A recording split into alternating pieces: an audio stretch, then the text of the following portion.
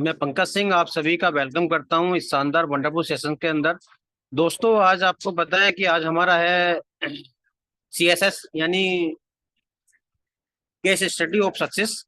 तो दोस्तों, आज का शानदार सेशन बहुत शानदार रहने वाला है और मैं सभी का वेलकम करता हूं आज के इस शानदार सेशन के अंदर।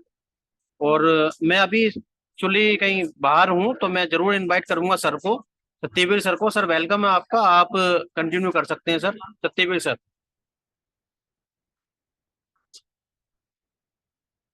Okay Pankaj, thank you. Okay sir, welcome. मैं समझ सकता हूँ कि पंकज जी थोड़ा बाहर है। सो माय डियर फ्रेंड, सबसे पहले तो मैं आप लोगों से यही चाहूंगा कि आप लोग अपनी वीडियो खोल लें। अगर संभव है तो वीडियो खोलिए और वीडियो खोलकर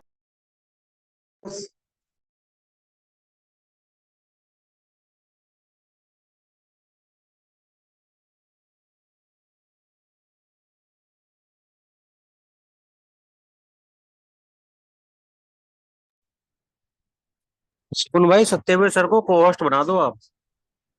मैं को होस्ट हूँ पंकज, मैंने देख लिया है। मैं को होस्ट हूँ, राइट। ओके सर, तो मैं, ओके। हाँ, इसलिए मैं आप सबसे बात करना चाह रहा हूँ कि आप लोग जरूर जितने लोग हो अपनी अपनी वीडियो खोलिए और वीडियो खोल के बात कीजिए। मैं 1 मिनट का समय दे रहा हूँ, आप वीडियो खोलिए, 1 मिनट का टाइम।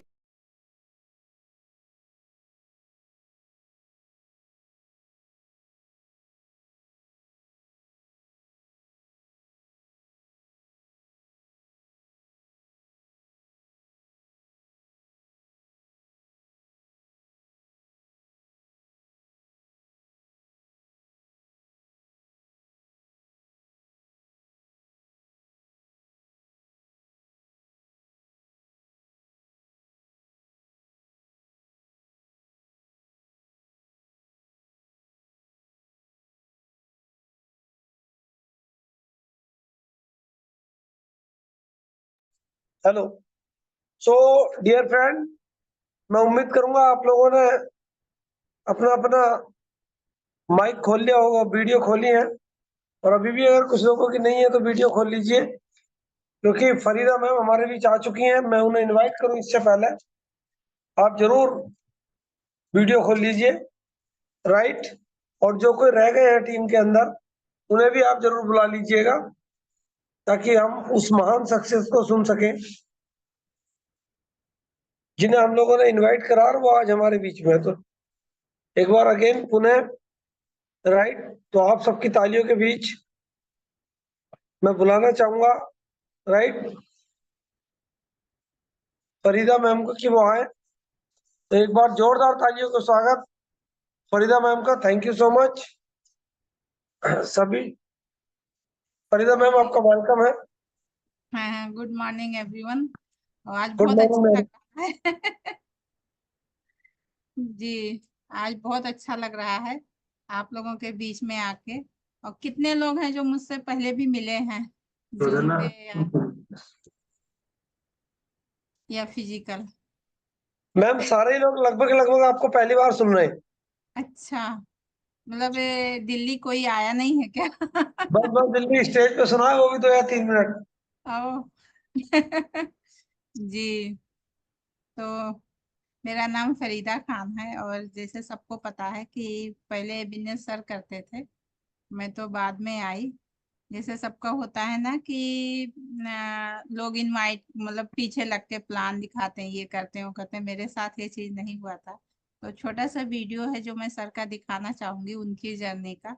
उसके बाद बिल्कुल। मैं उसके बाद में मैं शुरू करूंगी। तो एक सेकंड कर दो।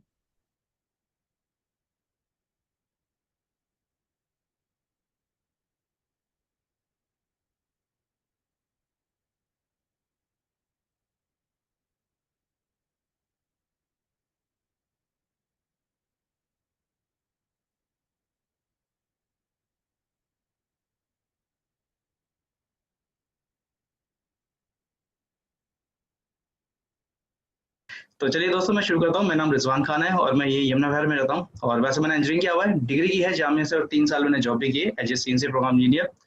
और वेस्टीज में दोस्तों आज से लगभग 8.25 साल पहले मैंने शुरू किया था। और वेस्टीज में आने से पहले अगर मैं दोस्तों मैं अपनी जर्नी की बात करूँ तो अगर मैं फाइनेंशियल बैकग्राउंड की बात करूँ तो मेरे जो मेरे फादर हैं वो गोंडा बस्ती के रहने वाले, और वो दिल्ली में आए थे। और दिल्ली में आने के बाद उन्होंने प्राइवेट नौकरी करी, क्योंकि वो उर्दू मीडियम से पढ़े हुए थे। तो उन्होंने अखबार लिखना स्टार्ट किया, और वो इंडस्ट्री उस वक्त चैलेंजिंग इंडस्ट्री हुआ करती थी, और मतलब तनख्वाह बहुत ज़्यादा नहीं होती थी। जब तनख्वाह ज़्यादा नहीं होती तो फाइनेंशियल क्राइसिस हमेशा रहते हैं। हम हम तो मतलब 3 भाई हैं, हम 3 भाई और एक मेरी सिस्टर है। और मतलब 5 लोग और मेरी मदर, मतलब 5 व्यक्ति खाने वाले थे, और 1 व्यक्ति कमाने वाला था। और वो भी क्या नाम है, बहुत जो इंडस्ट्री थी वो चैलेंजिंग इंडस्ट्री थी, तो पैसे भी नहीं थे। तो मैंने हमेशा अपने बचपन से देखा था कि हमारे घर में जो भी कोई आता था वो कर्जे लेने के लिए आता था कि भाई आज मेरे पैसे दो, चाहे वो दूध वाला है, चाहे वो चाहे वो दूध वाला है, चाहे वो सब्जी वाला है, चाहे वो परचून की दुकान है। हाँ, पानी का बिल तो नहीं आता था क्योंकि नल का पानी पीते थे। तो लेकिन आजकल तो एमसीडी का भी होता है, वही बिल देना पड़ता था, तो उसमें हमारे लिए पानी का कोई बिल नहीं होता था। कच्ची अच्छी सड़कें हुआ करते थे, कच्चे मकान से हुआ करते थे, और जो हमारे आसपास के लोग थे वो थोड़े से पैसे वाले थे। तो हमें भी बड़े हीन दृष्टि से देखा करते थे, और हमेशा हमें बहुत सजाएं दी जाती थी मेरे फादर को कि तुम अपने बच्चों को क्यों पढ़ा रहे हो, तुम ऐसे क्यों नहीं काम करती, तुम अपने बच्चों को अंडे की ठेली दिलवा लो। मेरे बड़े भाई के लिए बोला जाता था, मैं तो बहुत छोटा था। मैं अपने रेहान भाई से मैं अभी 4 साल छोटा हूँ। तो लेकिन कहीं न कहीं वो दिमाग में तो चला ही जाता था। और दोस्तों कई बार तो पैसे इतने भी नहीं होते थे जो मेरी मदर फादर है कि वो मेरे स्कूल की फीस भी भर सके। मतलब 15 पैसे फीस जाती थी हमारे स्कूल की, वो भी हमारे पास नहीं होते थे। और जब मैंने फिर देखा क्या कि मैंने कहा यार आसपास के जो लोग हैं वो कौन लोग बड़े होते हैं। तो मैंने देखा कि जो लोग पढ़े लिखे होते हैं ना वो लोग बड़े होते हैं। तो दोस्तों मैंने क्या करा, मैंने कहा चलो कोई बात नहीं, मैं पढ़ना लिखना स्टार्ट करूंगा। देखिए जब अपनी जिंदगी में जब आप कोई भी चीज है, जब आप खुद से अपने आप से बातचीत करते हो, तब आपकी जिंदगी में कुछ ना कुछ बदलाव होते हैं।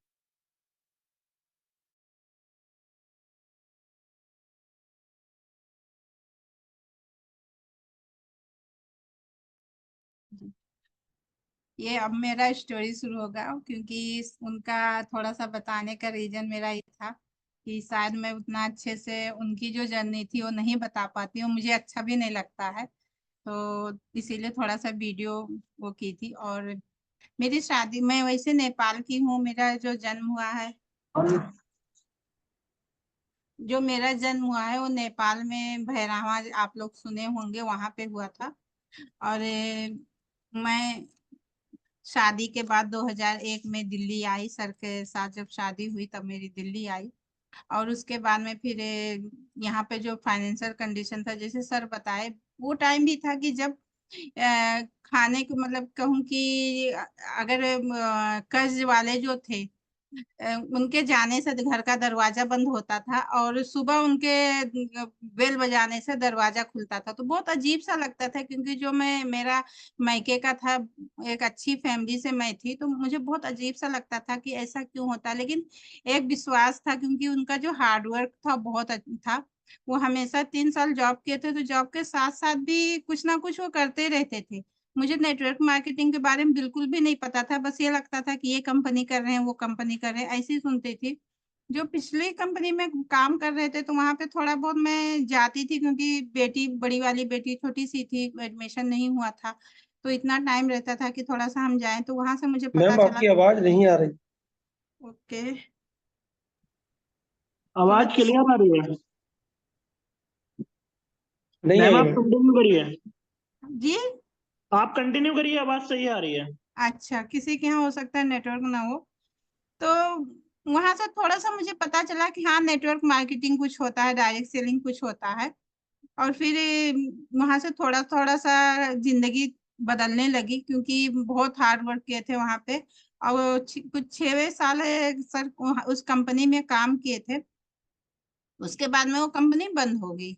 और फिर हमारी लाइफ जो है वहीं के वहीं आ गई, क्योंकि इतना था कि उस कंपनी में भी 6 साल काम करने पे भी जिंदगी सुधरी नहीं थी, और फिर खर्चे भी बढ़ गए क्योंकि 3 बच्चे जब तक हो गए थे। और जब वो कंपनी बंद हुई तो धरने पे बैठ गए बहुत सारे, 6 महीने तक ये चीज चला, बहुत सारी चीजें किए। और जब वो कंपनी बंद हुई थी तो मैं बहुत खुश हो गई थी, क्योंकि मैं चाहती थी कि डायरेक्ट सेलिंग ना करें, उसमें कुछ मुझे फायदा नहीं दिखा था जब वहां पे करते थे, कि जहाँ थे वहीं पे थे, बहुत ज्यादा हार्ड वर्क था। तो ऐसा नहीं लग रहा था कि फ्यूचर सेफ है, क्योंकि उस कंपनी में क्या था कि जैसे यहाँ पे वेस्टीज में है, हम अगर एक लेवल अचीव कर लेते हैं तो वो लेवल हमारा कंटिन्यू रहता है, हम बाद में कुछ भी मेंटेन करें। लेकिन वहां पे ऐसा नहीं था, बहुत से लोग जानते होंगे। तो ये चीज मुझे कहीं ना कहीं अच्छा नहीं लगता था, ऐसे लगता था कि हम मतलब कहीं फंसे हुए हैं। और वो करते थे तो उनको पता था कि हम आगे कितना कर सकते हैं, लेकिन कहीं ना कहीं उन लोगों के भी मन में ये था कि हाँ ये चीज नहीं, मुश्किल है। और उस टाइम पे डायरेक्ट सेलिंग के लिए कोई भी नियम कानून नहीं बना था सरकार के तरफ से, तो एक बहुत वैसी कंपनी थी माना जाता था। जैसे अब तो कानून बन गया है, तो कहीं ना कहीं हम डायरेक्ट सेलिंग में सेफ हैं और एक अच्छे कंपनीज भी जुड़े हैं। तो उसी बीच वेस्टीज किसी के थ्रू उनको पता चला, और वेस्टीज में 2012 में ज्वाइन किए, 13 मार्च को शायद। जब वहां यहाँ से प्रोडक्ट लेके आए तो फिर हम हंसने लगे कि फिर कंपनी कुछ ना कुछ कर लिए हैं। लेकिन एक प्रोडक्ट जो उसमें था वो मुझे बहुत अच्छा लगा था। हेल्थ इशू तो पहले से ही था, डाइजेशन की प्रॉब्लम थी, तो बहुत सारी कंपनियों का एरोवेला बेरा जूस जो होता था वो लाके पीते रहते थे। तो कहीं भी जाते थे तो छोटे छोटे डिब्बे में उसको दे के देना पड़ता था, क्योंकि इतना तो पैसे थे नहीं कि उसके लिए कुछ अलग सा चीज सोचा जाए। और उस टाइम पे इतना ज्यादा नॉलेज भी नहीं था मुझे कि कोई डिब्बा मंगा लो, जैसे आज के टाइम पे है ऑनलाइन है तो बहुत सारी चीजें होती हैं। तो मुझे वो बहुत अच्छा लगा था एलोवेरा, क्योंकि वो कैप्सूल फॉर्म में था, और उसको खाने से जो है 3 महीने में जिनका हेल्थ इशू था वो कहीं ना कहीं ठीक होने लगा था। तो एक वो बना बढ़ा कि हाँ, बिलीव बढ़ा कि हाँ नहीं ये एक अच्छा कंपनी है। और फिर यहाँ से जो पे आउट है वो पहला जो पे आउट था वो 32 रुपया था।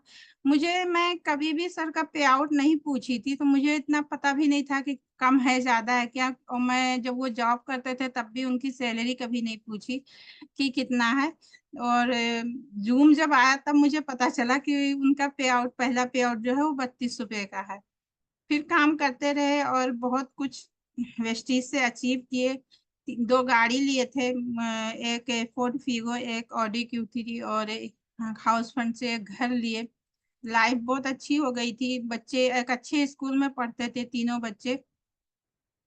तो बहुत अच्छा सा लगता था कि एक कहीं ना कहीं ये लगने लगा था कि हाँ हम सेट हो गए हैं, और जो हमारी लाइफ है बहुत अच्छी चल रही है। क्योंकि हर किसी के एक ड्रीम होता है कि हमारे पास घर हो, गाड़ी हो, हमारे बच्चे हैं तो वो एक अच्छी स्कूल में पढ़े।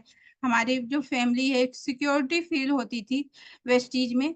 लोगों को कहते सुने थे कि हाँ सिक्योरिटी है, जैसे शिवानी मोहंती मैम को सुने थे, मैं तो खैर नहीं जानती थी, लेकिन ये था कि हाँ कहीं ना कहीं सुनते थे कि ये चीज हुआ तो इतना सिक्योरिटी मिली। तो हम सिर्फ सुनते थे। हमारे साथ क्या होता है कि हम एज ए ह्यूमन बीइंग, मैं बहुत सारी चीजों का एक्सपीरियंस की थी पहले भी, क्योंकि मेरे पापा हम बहुत छोटे थे तो उनकी जब डेथ हो गई थी तो मेरी मम्मी को बहुत बहुत सारी चीजों की दिक्कत हुई थी उस टाइम पे भी, कि हमारे पास प्रॉपर्टी बहुत थी, करोड़ों, उस टाइम पे भी हम करोड़ों में, करोड़ों से ज्यादा की प्रॉपर्टी थी। तो भी कहीं ना कहीं ये था कि फैमिली के तरफ से हमें दिक्कत थी, मेरे पापा अकेले थे, तो मैं वो सब चीजें देखती थी, वो सब मैं एक्सपीरियंस की थी। तो ऐसे लगता था कि नहीं कोई ना कुछ सिक्योरिटी होनी चाहिए। जब स्टेज किए, सब कुछ अचीव किए, तो अब ये लगता था कि चलो अपने फ्यूचर के लिए हम काम करेंगे, क्योंकि सब कुछ हो गया था, घर हो गया था, बच्चे अच्छे स्कूल में पढ़ रहे थे, जो एक ड्रीम है रहता है, गाड़ी थी, सब कुछ थी। और बहुत मतलब एक कहते हैं ना ड्रीम लाइफ जिसे कहते हैं, वो मैं अब जी रही थी। और जैसे ज्वाइंट फैमिली में थी तो ज्वाइंट फैमिली में बहुत दिक्कत होती थी। उस घर में जब हम थे तो एक कमरा था जो शादी में लगभग सबको मिल जाता है, और बच्चे कितने भी हों उसी कमरे में रहता रहता है। तो हमारे साथ भी वही था। एक छोटा सा कमरा था, उसमें 2 बेड था, 3 अलमारी थे, लेकिन उस पे भी हम खुश थे। मैं खुश थी कि कहीं ना कहीं चलो ठीक है, ये तो नहीं है कि हम किसी के आगे हाथ फैला रहे हैं। जब से वेस्टीज किए थे, और जब कर्ज खत्म हो जाता तो जितने भी लोगों के पास कर्ज होगा तो सब समझ सकते हैं कि कर्ज रहना कितना मुश्किल लगता है, या बैंक से लोन लो तो जब तक ना चुकाओ तो एक बर्डन रहता है सर पे। तो वो सब चीजों से जब निकल के फिर अपनी एक लाइफ के लिए चीजें होने लगी तो अच्छा लगने लगा।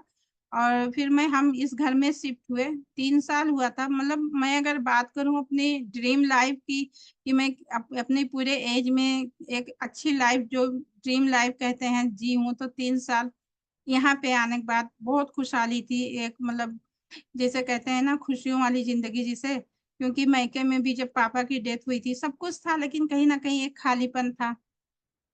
तो उस वजह वो सब देखी थी। उसके बाद में फिर ज्वाइंट फैमिली, वहां पे दिक्कतें थी क्योंकि कर्ज बहुत था। तो ऐसे लगता था कि हम सिक्योर कहाँ हैं, अगर कल को कुछ भी हो जाए खुदा ना खास्ता, तो हमारी लाइफ क्या है, क्योंकि कुछ तो था नहीं कि हम आगे क्या करेंगे।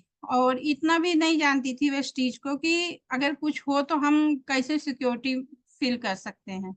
लेकिन जब यहाँ पे आए हम तो कुछ ना कुछ, जब जूम आया तो कुछ चीजें मेरे समझ में आने लगी थी कि हाँ चलो, ये है कि एक कंपनी है और यहाँ से एक ये सिक्योरिटी मिलती है। लेकिन जब तक हमारे ऊपर कोई चीज नहीं पड़ता है तो हम दूसरे के, कहते हैं ना, खुशियों दुख से कोई सबक नहीं लेते हैं जब तक अपने ऊपर कोई दुख नहीं पड़ता है। वही चीज था, सिर्फ सुनती थी। और सर की जो तबीयत खराब हुई 14 अप्रैल को, तो तब भी कुछ ऐसा नहीं लगता था कि कुछ होगा, क्योंकि हम ऐसे होता है कि हमारे कोई भी अगर किसी भी उसमें कंडीशन में रहते हैं तो हमें कभी बुरे ख्याल नहीं आते हैं, हम अच्छा ही सोचते हैं। और 26 अप्रैल को एडमिट हुए, उसके बाद में 2021 को, और उसके बाद में फिर वापस नहीं आए। बहुत मुश्किल था वो टाइम। उस टाइम पे क्या कहूँ, मतलब कुछ नहीं समझ में आ रहा था कि कैसे बच्चों को पालूंगी, क्या करूंगी। मेरी बेटी जब तक 12th क्लास के उसी साल पेपर दी थी, रिजल्ट नहीं आए थे, उसी साल वो 18 साल की हुई थी। समझ में कुछ नहीं आ रहा था। लोग आते थे, बच्चों के लिए बहुत कुछ चीजें लाते थे, लेकिन कभी कोई ये नहीं पूछा था कि तुम्हारे घर का, मतलब मैं ये कहूँ कि मेरे इन लॉज तक कभी भी ये नहीं पूछे कि बेटा, मुझसे तो खैर एक हमारे में 4 महीने 10 दिन इद्दत पूरी करते हैं, तो जेंट्स लेडीज के सामने नहीं जाते हैं। लेडीज मतलब जेंट्स के सामने नहीं जाती, सिर्फ अपने पापा और भाई को छोड़ के। तो मेरे पापा तो थे नहीं, भाई नेपाल में थे तो आते जाते रहते थे। तो कभी भी कोई नहीं पूछा कि तुम्हारे घर का खाना खर्चा कैसे चल रहा है, जबकि किसी को ये भी नहीं पता था कि वेस्टीज से आ रहा है कि नहीं आ रहा है। दुख तो था एक तरफ, लेकिन ये भी देखना था कि आगे क्या होगा। ऑप्शन बहुत थे लेकिन डिसीजन तो मेरा था। मैं वो चीज नहीं देना चाहती थी अपने बच्चों को कि किसी के आगे हाथ फैलाऊं, लेकिन करूं कैसे ये भी नहीं समझ में आ रहा था। तो देखती थी, एक दिन ऐसे बैठी थी और अ, मेरी बेटी का वही रिजल्ट आया था 12th क्लास का। तो उनके पापा का एक ड्रीम था कि, मतलब वो कहे थे उससे कि तुम्हारा 92+ आएगा रिजल्ट में, और एग्जिट वही आया 92.6%। तो बहुत दुख हुआ था, खुशी के साथ साथ, क्योंकि वो होते तो शायद सेलिब्रेशन अलग ही होता। उस टाइम पे मैं अपने बच्चों से एक बात कही थी कि बेटा, वो रोने लगी।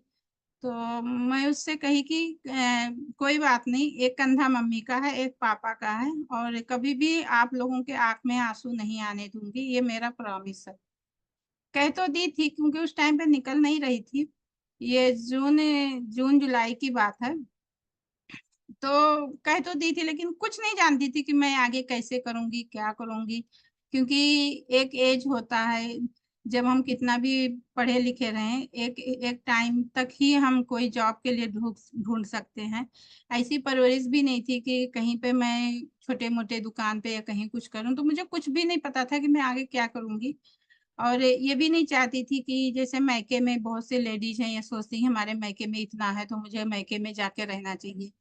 तो मुझे पता था सब कुछ कि आगे कितना टफ होता है। एक कहने की बात है कि हम अपने उसमें भ्रम में रहते हैं, कहूँ तो शायद कुछ लोगों को अच्छा ना लगे, लेकिन मैं तो यही मानती हूँ कि एक भ्रम में रहते हैं लड़कियां कि मेरे मायके में बहुत है और हम वहाँ पे अपना आगे की जो जिंदगी है वो जी सकते हैं, लेकिन इतना आसान नहीं होता है। मुझे पता था कि अगर मैं यहाँ से अपने 3 बच्चों को लेके गई, मेरे भाई के कोई बच्चे नहीं हैं, तो ऐसा नहीं था कि हम पाल नहीं सकते थे वो, लेकिन वो भी वही जो आज के एकदम फ्री लाइफ है वो चीज नहीं हो रहता, तो वो चीज मैं देना भी नहीं चाहती थी। फिर मेरी बेटी के कहीं ना कहीं आंख में उसके डर था कि मम्मी अगर ना की तो फिर मेरी जिंदगी जो है, मेरा जो फ्यूचर है वो कहाँ है। कहीं ना कहीं उसकी तो फ्यूचर खत्म हो जाती, क्योंकि वो बचपन से हमेशा सिर्फ एक ही ख्वाब देखी थी कि मुझे बाहर जाके और एमबीबीएस करना है, तो वो तो उसका खत्म ही हो जाता।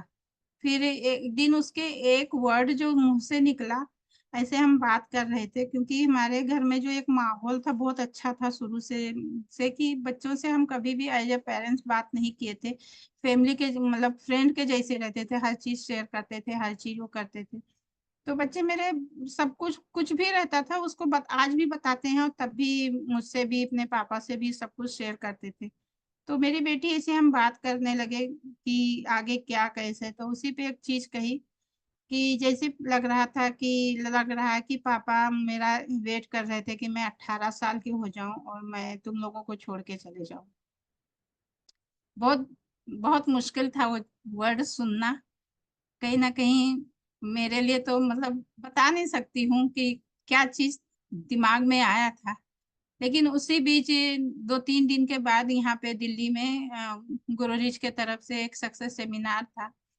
अ, तो मुझे पता नहीं था कि कहाँ पे कैसे टिकट मिलेगा, मेरा लगेगा कि नहीं, मतलब कुछ भी मैं नहीं जानती थी। उसी वक्त मैं फिर रेहान भाई को फोन की कि भाई मुझे भी उसमें जाना है मीटिंग में, तो कहने लगे चलो कि मैं कीजिए। जब तक मेरा इद्दत जो था वो पूरा हो गया था, और उसी वक्त मैं मतलब उसके दूसरे दिन ही मैं निकली। मेरे चीज समझ में आया कि जो भी होगा देखा जाएगा, मेहनत करके पालूंगी बच्चों का एक जो ड्रीम है। क्योंकि 4 महीना अगर वेस्टीज से पैसे आए थे तो आगे करने पे भी आएंगे, इतना तो मैं कंफर्म हो गई थी, चाहे कम चाहे ज्यादा। वो एक अलग चीज था, उसको तो मैं कभी सोची ही नहीं थी। लेकिन इतना था कि हाँ, अगर 4 महीना बिना किए मुझे 100% यूजर थे हम, तो इतना हो जाता था कि हाँ, जो भी 40 पीबी, अब समझ में आता है कि हमें उस टाइम पे 40 पीबी वो करना पड़ता था मेंटेन। तो उससे ज्यादा हो जाता है अगर कोई 100% यूजर है तो वही चीज था, और वो चीज होता था तो वेस्टीज से पैसे आते रहते थे। तो इतना तो सिक्योरिटी लगा कि हाँ, एक प्लेटफॉर्म है, उस पे मुझे चल के जितना आगे जा सकती हूँ, जा कर सकती हूँ, जा सकती हूँ। तो इसलिए पैर निकाली और करना शुरू किया। बहुत सारे चैलेंज आए, बहुत कुछ लोगों ने कहा, क्योंकि हमारे में जैसे सबको पता होगा बहुत मुश्किल होता है। और वो भी एक चीज जो हुआ मेरे साथ, मैं कभी नाम नहीं लेती हूँ क्योंकि मुझे अच्छा नहीं लगता वो वर्ड यूज करना, विधवा वाली। तो बहुत सी चीजें लोगों ने कहा कि अगर आ रहे हैं तो करने के क्या काम है, जरूरत है। बहुत से लोग ये भी चाहे कि जो एनजीओ से पैसे आते हैं, उस टाइम पे सब एक दूसरे की मदद कर रहे थे, वो पैसे आए और हम दिला देंगे बच्चों को, बच्चों का वो पूरा हो। बहुत से लोग केजरीवाल के तरफ से भी मेरे पास ऑफर आया कि 50,000 दे रहे थे, जिसका कोविड से हुआ था उनके पास। लेकिन मेरा जो मन था ना, वो कभी भी उसको एक्सेप्ट करने का नहीं कहा कि मैं कैसे एक ऐसे इंसान का सौदा कर सकती हूँ बॉडी का। वो कुछ भी था, मुझे नहीं पता क्या था कि मैं 50,000 में लेके और मैं चुप बैठ जाऊं। ठीक है, कुछ नहीं कर सकती हूँ, लेकिन मैं उसको हाथ भी नहीं लगा सकती हूँ। उसके लिए भी बहुत सारी चीजें मेरे घर में बहुत सारे लोगों को फोन आया कि नहीं, ले लो उसको, किसी को दे देना, लेकिन ले लो ऐसा हो जाएगा। मैं कि बिल्कुल भी नहीं, मुझे मतलब मुझे उसको सुनना ही नहीं है कि क्या हो रहा है क्या नहीं, और मैं उसको एक्सेप्ट भी नहीं की। उनके तरफ से, सरकार के तरफ से समझो 2-3 बार लेडीज आई, मैं कि नहीं मैम, मैं उसको एक्सेप्ट ही नहीं कर सकती हूँ। क्योंकि ये चीज सरकार को चाहिए था कि पहले से इंतजाम करे, अगर ये चीज ऐसा हो रहा था तो खैर जो भी हुआ। और फिर निकलने लगी, करने लगी। बहुत सारे चैलेंज आए। सबसे बड़ा चैलेंज तो ये था कि बोलने बिल्कुल नहीं जानती थी। मेरे लिए 5 मिनट भी बोलना बहुत मुश्किल था। और समझ में नहीं आता था कि मैं बोलूंगी कैसे, कैसे किसी से मिलूं, क्योंकि मैं किसी लेडी से भी कभी नहीं मिली, मेरे कभी दोस्त फ्रेंड नहीं बना पाई। तो अगर मैं ये देखूं, जैसे बहुत सारे लोग कहती हैं अगर मिलते हैं आज हम किसी को प्लान दिखाओ तो कहती हैं कि हम नहीं कर पाएंगे, हमारे साथ ये इशू वो इशू है। तो वो सब एक एक्सक्यूज होता है। अगर मैं ना निकलती तो शायद मेरे लिए भी बहुत सारे एक्सक्यूज थे। मैं मैके चली जाती बच्चों को लेके, लेकिन फिर वही चीज रहता कि मैं डिपेंड रहती किसी ना किसी पे, चाहे भाई हैं, चाहे भाभी हैं, चाहे सिस्टर हैं, सब पे डिपेंड रहती। या उस घर पे चली जाती, इस क्योंकि ये घर का फाइनेंस कराए थे तो नहीं दे पाती पैसे, अगर वेस्टीज से ना आ रहे होते तो मैं उस घर पे भी जाती तो हमेशा सास ससुर पे डिपेंड रहती, या जेठ जेठानी पे डिपेंड रहती, या देवर देवरानी पे डिपेंड रहती। अगर मेरे बच्चों को भी अगर 2 रुपए की भी जरूरत पड़ता तो शायद मैं किसी के भी आगे हाथ फैलाती, जो हमेशा दिया हो। उसके लिए आप लोग समझ सकते हैं कितना मुश्किल चीज था। तो ये सब चीजें मुझे करना नहीं था, इसीलिए इतना बड़ा डिसीजन ली और करने लगी। आप सबका बहुत सपोर्ट मिला और करते गई। बहुत सी चीजें मतलब देखी सुनी, सब कुछ भूल गई। आज के टाइम पे तो ये है कि कोई कुछ भी कहे, ऐसे लगता है कि मेरे कान में कुछ नहीं पड़ रहा है, बस मुझे करना है तो करना है। अब आज के टाइम पे यह मेरी बेटी को मैं बाहर भेजी हूँ, एमबीबीएस कर रही है, और बहुत प्राउड होता है जब वो फोन करती है और टॉप करती है। यहाँ तक कि वहाँ की जो सोशल मीडिया के इंचार्ज भी बन गई है, तो बहुत अच्छा लगता है। दूसरी वाली को भी मैं देहरादून में एडमिशन कराई हूँ, बेटे का जो स्कूल में पढ़ते थे उसी में कराए। बच्चों के स्कूल से भी ऑफर आया कि आ, उसका स्कूल का फीस माफ कर दें। मैं कि नहीं, हम एक टाइम था कि वहां पे डोनेट करने के लिए सोच रहे थे अगर कोविड ना आता। और आज के टाइम पे मैं अपने बच्चों को उसी स्कूल में दूसरे के उस पे डोनेशन पे पढ़ाऊं तो मुझे वो चीज एक्सेप्ट नहीं था। खैर स्कूल से भी मुझे बहुत सपोर्ट मिला, क्योंकि मेरे बच्चे पढ़ने में हर चीज में बहुत अच्छे थे और शुरू से उसी में गए थे, फर्स्ट क्लास से ही गए थे। तो एक इमेज भी अपनी बन जाती है, बॉन्डिंग बन जाती है टीचर से, प्रिंसिपल से। तो उसका भी मुझे बहुत बेनिफिट हुआ। और बहुत सारी चीजें हुई लाइफ में। बस एक चीज यही रहता है कि हम डिसीजन क्या ले रहे हैं, कैसे ले रहे हैं, बहुत सोच समझ के लेना पड़ता है अपनी लाइफ के डिसीजन। और आज के टाइम की बात मैं बताऊं तो मैं हर चीज कुछ भी करती हूँ। जैसे यहाँ पे एक एकेडमी भी खुलवाई हूँ यमुना बिहार में, वो भी वही शुरू किए थे और फिर मैं उसको कंटिन्यू करी हूँ। वो बस शुरुआत किए थे, खाली दुकान देखे ही थे, जो भी प्रॉपर्टी है वो कुछ नहीं हुआ था। उसके बाद ही लॉकडाउन लग गया था, तो उसको मैं कंटिन्यू की हूँ। उनके जाने के बाद भी मैं एक गाड़ी अपनी बेटी के लिए ली हूँ और 3 से 4 प्रॉपर्टी बनाई। बहुत सारी चीजें की हूँ। बच्चों का खर्चा जैसे कॉलेज में जाते हैं तो बढ़ जाते हैं, उसको कर रही हूँ। हर खुशी हर चीज बच्चों का दे पा रही हूँ, तो सिर्फ वेस्टीज की वजह से।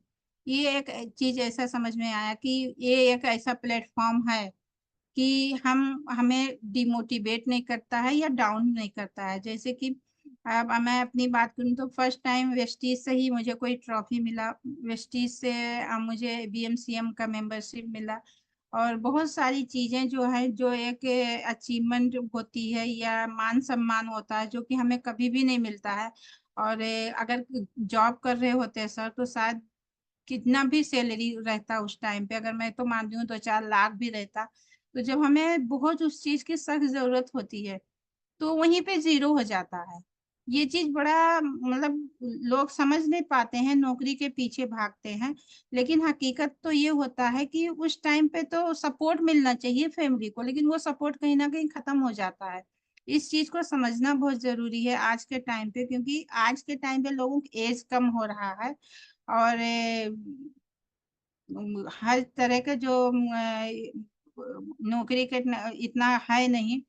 तो उस चीज को समझना चाहिए कि हाँ हमें क्या करना, पार्ट टाइम में ही सही शुरू जरूर करना चाहिए। और अच्छी कोई भी कंपनी करने से पहले बहुत सारी चीजें सोच समझ के करना चाहिए, जैसे कि वहाँ का मैनेजमेंट कैसा है, प्रोडक्ट क्या है, तो सब चीजों को बहुत सोच समझ कर करना चाहिए। और आजकल जो बच्चे आ रहे हैं उनके लिए तो बहुत अच्छा, खासकर वेस्टीज में ही मैं बात करूंगी, क्योंकि वेस्टीज के जैसे प्लेटफॉर्म तो मुझे नहीं लगता कोई भी होगा, क्योंकि घर में मैं देखी थी बहुत सारे कंपनियां किए थे, वो बंद हो जाती थी, और जब बंद होती थी तो बहुत सारी पीछे खराब अपनी इमेज करके जाती थी।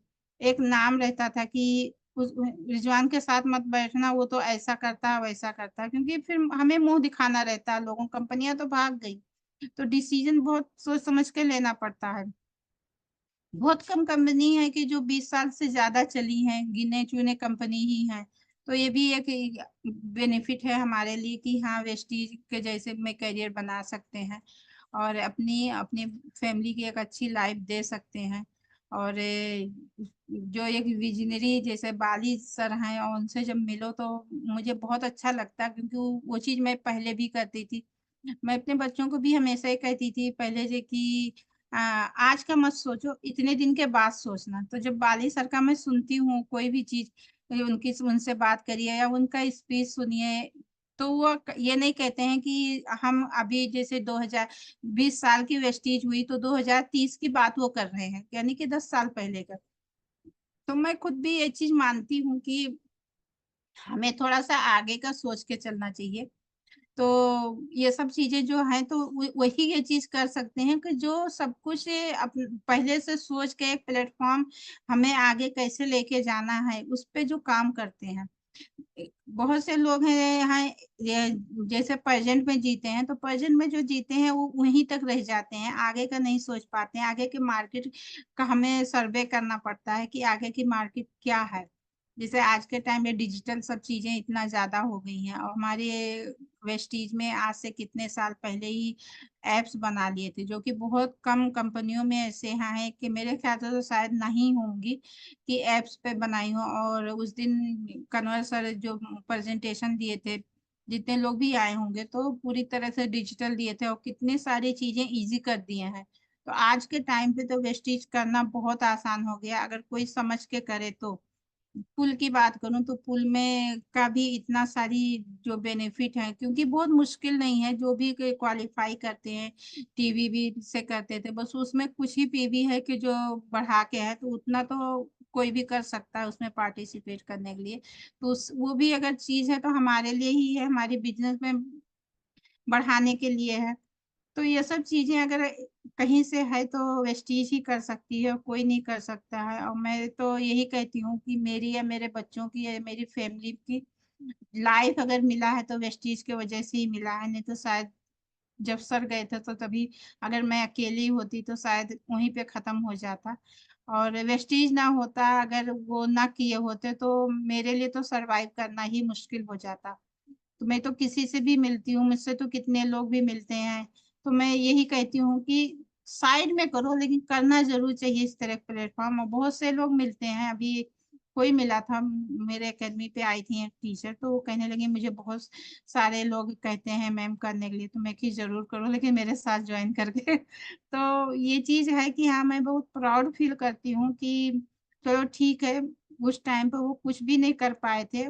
प्रॉपर्टी की बात करूं अगर मैं, सिर्फ यही घर लिए थे और सोच रहे थे कि हाँ मुझे कुछ दुकान लेना है या कोई भी चीज। मार्च महीने की बात है, ये इस चीज पे बात मुझसे कर रहे थे, हम गए थे कहीं पे तो वहां पे रास्ते में आते आते। और उसके बाद अगर मैं कर पाई हूँ 4 से 5 प्रॉपर्टी बना पाई हूँ, रेंटल इनकम के जरिया बना पाई हूँ, तो ये बहुत बड़ी बात है। क्योंकि उस टाइम जब ये सब कहीं भी होता है तो खाने को भी लोगों के लाले पड़ जाते हैं, लेकिन मेरे साथ अगर नहीं हुआ तो सिर्फ इसलिए कि एक प्लेटफॉर्म था, मुझे ये नहीं सोचना पड़ा कि मैं इधर उधर दर दर भटकूं जॉब के लिए या कोई काम के लिए। अपना बिजनेस भी रहता है तो देखिए लोग क्या करते हैं, जो पार्टनर रहते हैं या जो काम एम्प्लॉय रहते हैं, जो काम कर रहे होते हैं, वो भी कहीं ना कहीं ऐसे बिहेव करते हैं फैमिली मेंबर से कि सब कुछ उन्हीं का है, और वहां से सपोर्ट नहीं मिलते हैं। बारीकी जो होता है, छोटे छोटे जो काम होता है, वो चीज नहीं वो बताते हैं कि ऐसा ना हो ये हैंड ओवर कर ले। तो कहीं ना कहीं वो जो बिजनेस रहता है वो भी खत्म हो जाता है जब तक हम समझ पाते हैं। लेकिन यहाँ पे ये चीज नहीं है, पूरी तरह से सपोर्ट मिलता है। अपलाइन है, डाउनलाइन है, या सबसे बड़ी बात तो यह है कि मैनेजमेंट बहुत सपोर्ट करती है, उससे हमारा जो मोरल डाउन नहीं होता है। तो ये सब चीजें जो होती है वो सब बहुत जरूरी है जिंदगी में। और अगर मैं बच्चों की बात करूं तो अभी बीएमसीएम की जो मीटिंग हुई थी तो उसमें दीपक सर खुद कहने लगे कि आप लोग अपने बच्चों को बीएमसीएम के मीटिंग में लाइए। अब सोचिए कितनी बड़ी बात एक मैनेजमेंट कह रहा है कि इसमें पार्टिसिपेट कराइए। और कितने लोगों के बच्चे हैं कि जो वेस्टीज में आ रहे हैं। दीपाली पत्रावाला मैं उस दिन बताने लगी बीएमसीएम के मीटिंग में कि उनका बेटा बाहर जॉब भी करता है, लेकिन सब कुछ वो करके वो वेस्टीज करेगा। तो बहुत बड़ी बात है कि हम अगर कोई भी पेरेंट्स है जो काम करते हैं वो कभी नहीं कहते हैं कि हमारा बेटा या हमारी बेटी ये काम करे।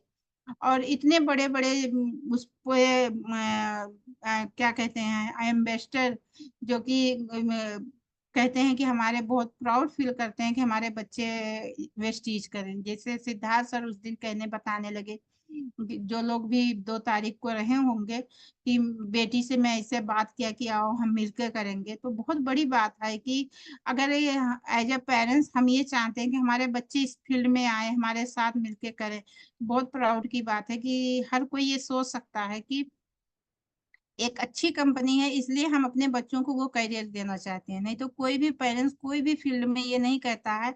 कोई अगर अपना भी काम करता है, चाहे दुकान करे को कुछ करे, तो वो सिर्फ इसलिए बच्चों को अपने पढ़ाता है कि वो आगे दूसरा कुछ करे, ना कि मेरा बिजनेस संभाले या मेरे मैं जो नौकरी कर रहा। नौकरी तो खैर वो अपने जो पोस्ट है वो दे ही नहीं सकते हैं। तो ये चीज एक बहुत प्राउड की बात होती है कि हम उसको जो सेकंड जनरेशन में देना चाहते हैं। तो अगर मैं तो किसी से भी वो करती हूँ तो मेरा तो यही के रहता है कि हर लेडीज को खास तौर से इस चीज को करना जरूर चाहिए। क्योंकि हम सिर्फ अगर अपने बच्चों तक ही बात ये सोचते हैं कि हम अपने बच्चों के लिए ये कर दें वो कर दें, लेकिन हमारी आगे की जिंदगी क्या है, हमारे रिटायरमेंट के बाद हम कितना सेव कर पा रहे हैं, ये चीज बहुत मायने रखता है। तो वही चीज होता है। जैसे मैं अपनी बात करूं तो आज के टाइम पे मैं इतना सेव कर ली हूँ कि मैं कभी भी आज भी अगर मैं वेस्टीज ना करूं या मैं छोड़ दूं या ना आए तो भी ये है कि हाँ मैं सरवाइव कर सकती हूँ। ये चीज बहुत जरूरी है, हर किसी के लिए जरूरी है। क्योंकि हमें नहीं पता है कि कल को अगर कुछ छोटा सा कुछ एक्सीडेंट हो जाए, हमारे साथ कुछ भी हो सकता है, तो हमें कितने पैसों की जरूरत पड़ेगी। मेरा मानना है कि टाइम वेस्ट नहीं करना चाहिए, क्योंकि कोई आज के टाइम पे अगर देखा जाए तो ऑनलाइन ऑफलाइन दोनों का ऑप्शन है। हमारे टाइम पे जब सर ज्वाइन किए थे तो कुछ ही प्रोडक्ट थे, दिल्ली में सिर्फ 2 ब्रांच ऑफिस था, डीएलसी वो हाँ ब्रांच ऑफिस था। बहुत सारे ज्वाइनिंग डाल के वो उस पे पेपर पे और एक साथ इतने सारे लेके जाते थे। एक लोगों को प्रोडक्ट देना रहता था, 3 बार भागते थे। लेकिन आज के टाइम पे आप घर पे मंगवा सकते हैं, बहुत सारे ऑप्शन हैं, बहुत सारे प्रोडक्ट हैं जिसपे हम काम कर सकते हैं। जैसे जो पैकेज निकला है उसमें 201 पीबी और 301 पीबी का, उसमें आप देखेंगे तो कितना अच्छा वो की दिए हैं कि इसी तरह का पैक 1-2 और आने वाला है, हेल्थ मैनेजमेंट पे आएगा। तो इस तरह की जो चीजें हैं कहीं ना कहीं जब हम खरीदते हैं तो उस पे पीबी तो खैर मिलता ही है, लेकिन जो पैसे हैं वो ज्यादा देते हैं क्योंकि हम कुछ चीजें उसमें इधर उधर के ऐड कर लेते हैं। लेकिन कंपनी से जो पैकेज है उसमें आप देखेंगे कि 8,000 कुछ पीबी, 8,000 कुछ उसका कितना 301 पीबी बन रहा है, जबकि अपना जब खरीदो तो लगभग 9-10 हजार तक का बन जाता है। तो कंपनी जो पैकेज निकाली है बहुत अच्छा निकाली है। इसी तरह हेल्थ मैनेजमेंट का भी आने वाला है, फिर ब्यूटी का भी पैकेज आने वाला है। तो वो भी एक अच्छी चीज है, इससे अदर कंपनियों में भी ये चीज है। तो ये सब चीजें अगर कंपनी कर रही है तो बहुत अच्छा है, क्योंकि हमें आगे हम जो सेल करने में भी अच्छा रहता है कि ये पूरा पैकेज है, पूरे पैकेज का बेनिफिट बताना है। नहीं तो एक एक प्रोडक्ट जब बताते हैं तो कहीं कोई कुछ लिया कोई कुछ लिया। ज्वाइनिंग की बात करूं तो ज्यादातर लोगों की फोकस रहता है कि हम जैसे तेल दे दें, साबुन दे दें या चाय की पत्ती दे दें, तो उसमें क्या होता है पीबी बहुत कम मिलता है। लेकिन अगर उसी के जगह पे अगर ब्यूटी का कोई प्रोडक्ट है या सप्लीमेंट है तो वो एक तो हमारे हमारी जो कंपनी है वो हम हेल्थ सप्लीमेंट पे काम करते हैं। उस पे ये होता है कि जैसे हेल्थ का कोई चीज दिए तो वो मार्केट में तो मिलता नहीं है, तो हमारा जो परमानेंट कंज्यूमर बन जाते हैं। और जो साबुन है, तेल है, चाय की पत्ती है, तो उसमें एक तो पैसे ज्यादा आते हैं फिर भी कम आता है। तो वो जो सामने वाला जो कंज्यूमर है तो उसको तो ये चीज समझ में नहीं आती है कि मुझे पीवी है मिल रहा है या वीवी मिल रहा है, ये हम एमआरपी पे नहीं, मुझे कम पे मिल रहा है तो ये मेरे लिए सही उतने समझ में आता है। आज नहीं है चाय की पत्ती तो बगल के दुकान से आ गया, वो सस्ता लगा तो आगे से वो वही लेने लगते हैं। लेकिन जब हेल्थ सप्लीमेंट पे हम किसी को ज्वाइन कराते हैं तो उस पे क्या होता है कि वो अगर उनको फायदा किया, जो कि हमारा प्रोडक्ट है भी बहुत अच्छा, तो फायदा तो करते ही है, तो वो कंटिन्यू करते हैं। तो ये सब चीजें को देख के ही कंपनी अगर इस तरह पैक ला रही है तो उस पे बहुत अच्छा काम होता है, क्योंकि वो परमानेंट फिर हो जाते हैं। तो ये सब चीजें जो है बहुत अच्छी कर रही है कंपनी। दूसरे जो पुल है उस पे काम करिए और ज्यादा से ज्यादा लोगों को क्वालिफाई कराइए, क्योंकि बाली सर हमें कम से कम 5,000 के 5 करोड़ का पुल बना वो दिए हैं, ना कि ज्यादा से ज्यादा। ज्यादा कितना लेना है वो हमारे ऊपर डिपेंड है, तो उसको ज्यादा से ज्यादा अचीव कराइए और उसका जितना ज्यादा हो सकता है उतना ज्यादा हम बेनिफिट ले सकते हैं। तो ये सब चीजें कुछ चीजें थी कि जो मैं एब्जॉर्ब करती हूँ और लोगों से बात करती हूँ, और बहुत अच्छा लगता है आप लोगों से बात करके मिलके। तो मिलते रहेंगे। Thank you so much. Thank you ma'am. Thank you sir. बहुत अच्छा लगा आपकी ये इंस्पायरिंग स्टोरी सुनकर, और इंस्पायरिंग स्टोरी के साथ साथ आपने पूल के बारे में भी बताया, स्कीम के जी बारे में भी बताया। ये बहुत जी अच्छा करा मैम। मैं बस इतना सा जानना चाहूंगा जी कि जो महिलाएं हैं, है ना, जी जो महिलाएं हैं, उनके लिए इस बिजनेस को क्या इम्पोर्टेंस है उनके लिए? सर उनके लिए तो बहुत इम्पोर्टेंट है। सबसे पहली बात तो ये है कि आज के टाइम पे हर कोई एजुकेटेड है, ठीक है। एक टाइम तक हम जब खासतौर से शादी हो जाती है जब, तो हमारे जब बच्चे छोटे छोटे रहते हैं, जैसे मेरे भी था, जब मेरे बच्चे छोटे थे तो मैं नहीं निकलती थी। जब शुरू में निकली, दूसरी कंपनी जब कर रहे थे तो बेटी छोटी थी तो उसको लेके जाती थी, उसके बाद में स्कूल में ज्वाइन करा दी, तो फिर मैं निकलना छोड़ दी, धीरे धीरे एकदम से उससे अलग हो गई। वही हर लेडीज के साथ होता है। लेकिन आज के टाइम पे सर भी होते तो मुझे ऐसे लगता नहीं कुछ करना चाहिए। तो जब उस टाइम पे जब बच्चे हमारे जब छोटे हैं तब तो हम उसमें बिजी हैं, हम आगे के फ्यूचर नहीं सोचते हैं। लेकिन जब बच्चे बड़े हो जाते हैं, वो अपनी लाइफ में जब बिजी हो जाते हैं, तो एक टाइम ऐसा आता है कि हमें लगता है कि नहीं हमें जॉब करना चाहिए। और वो 40 के प्लस 40 के से जब ज्यादा होता है तो जॉब भी नहीं मिलता है।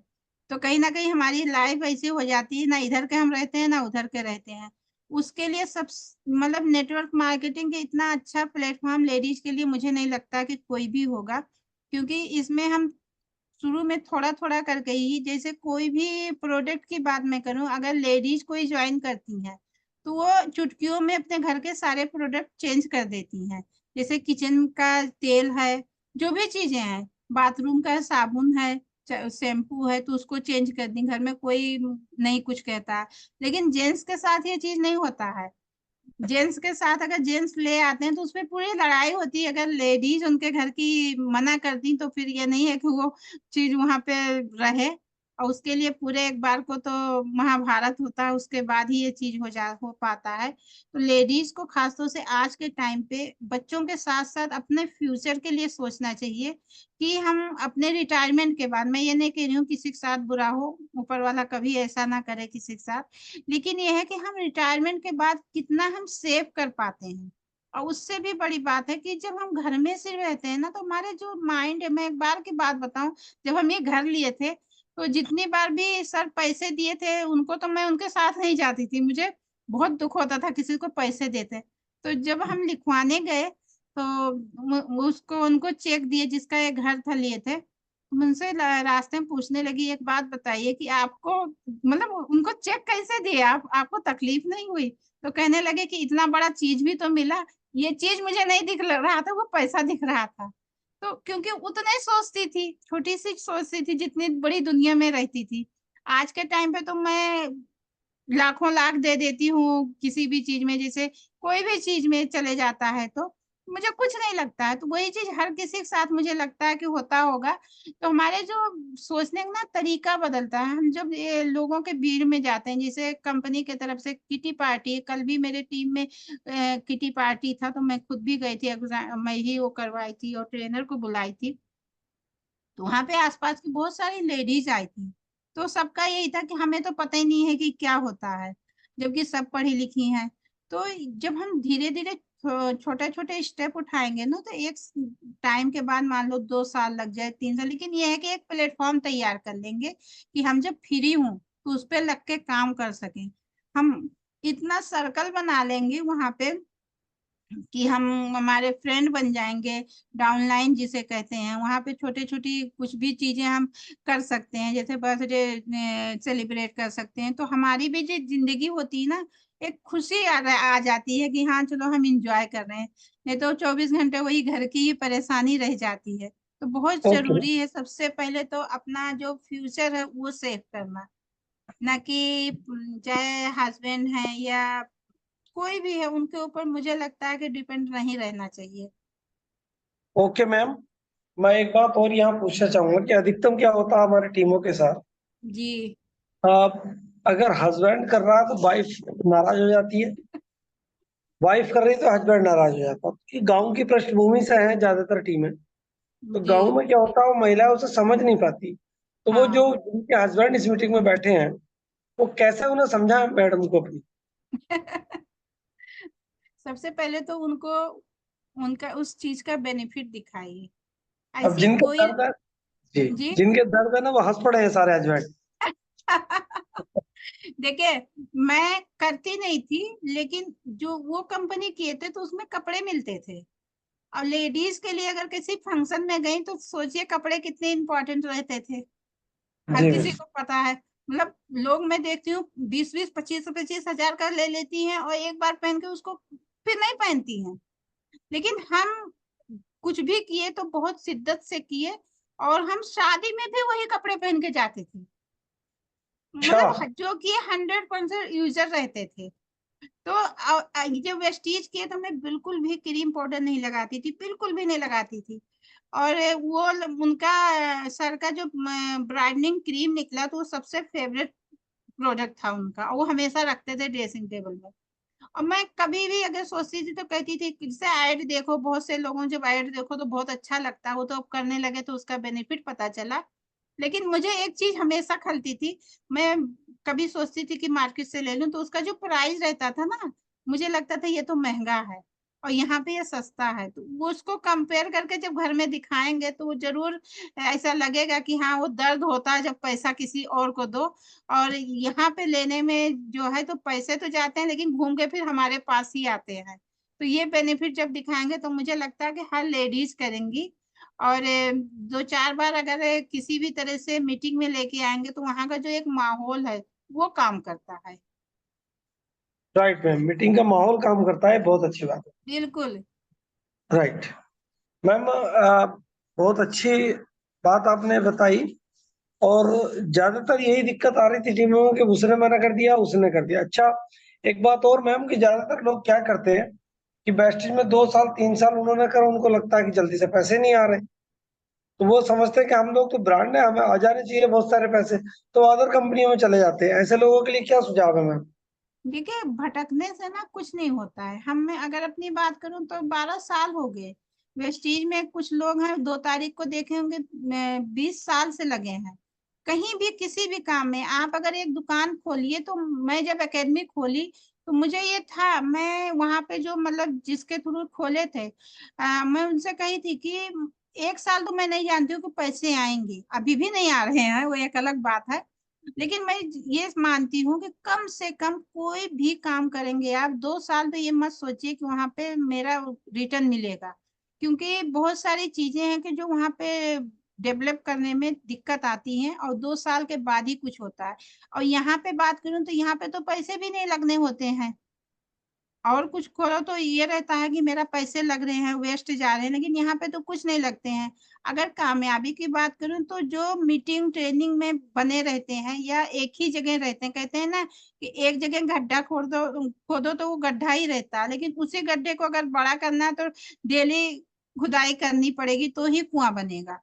तो उस चीज पे काम करना चाहिए और भटकना नहीं चाहिए। जितनी भी लोग बाहर उसमें दूसरी कंपनी में गए थे, अगर आप फिर उसको छोड़ के किसी और में गए तो वो भटक ही रहे हैं, और अंत में वही होता है। बहुत बड़े बड़े लोग, मैं नाम नहीं लेना चाहती हूँ, तो भी जैसे बिनफिनिट के जो वो थे तो वो भी अब देखिए आए और आज के टाइम में नजर नहीं मिला पा रहे हैं, क्योंकि उस दिन बीएमसीएम के भी मीटिंग में थे और 2 तारीख को भी थे, कोई पता ही नहीं चल रहा था कि कौन है।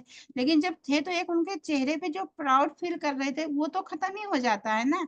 आप एक आदमी के पास एक कंपनी का प्लान लेके जाओ, 6 महीने के बाद उसी आदमी के पास दूसरे कंपनी का प्लान लेके जाओ, तो आपकी इज्जत क्या रहेगी, आपकी वैल्यू क्या रहेगी।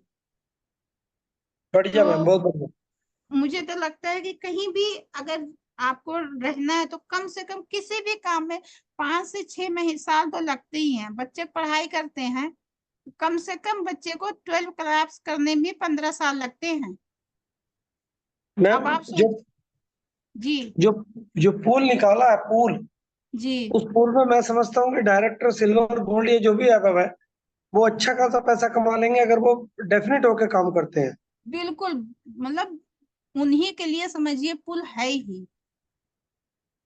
जी। अगर कोई उस पे काम करे ना, और कुछ मुश्किल नहीं है, बस ये है कि 6 महीने तो कंपनी कह रही ना, उससे ज्यादा कितना समय तो कह रही हूँ कि अगर बैठ के उसको डिवाइड करिए कि किस महीने में कितना करना है, और 3 महीने में भी आप क्वालिफाई कर सकते हैं। और उसके बाद जो आप करेंगे वो तो प्लस में जाएगा ना पीवी। तो कंपनी ये ये बहुत नहीं बढ़िया। कही है, कंपनी ये नहीं कही है कि उतना ही करना है, उससे जितना ज्यादा करोगे उतने ज्यादा आपकी बेनिफिट है। 5,000 करोड़, 5 करोड़ का जो पुल है वो 5 करोड़ तो कम से कम है, 20 करोड़ भी कर सकते हैं आप, कंपनी का ये बहुत, कहना है। बिल्कुल बिल्कुल मैम, बिल्कुल। मैम हम सबकी जो अपलाइन यहाँ है, जी पूरी टीम मुरादाबाद की, वो बबीता चौधरी जी हैं। हाँ, वो मैं आज सोचता मैम से हूँ, बात हुई। हाँ हाँ, एक आध अगर कोई वो बात करना चाहे मैम तो मैं, हाँ हाँ बबीता जी, बिल्कुल, मैं तो सबसे बात बबीता कर जी मैं सकती हूँ। आपको इनवाइट कराऊंगा लास्ट में। जी। तो आप का वेलकम है मैम, बबीता चौधरी।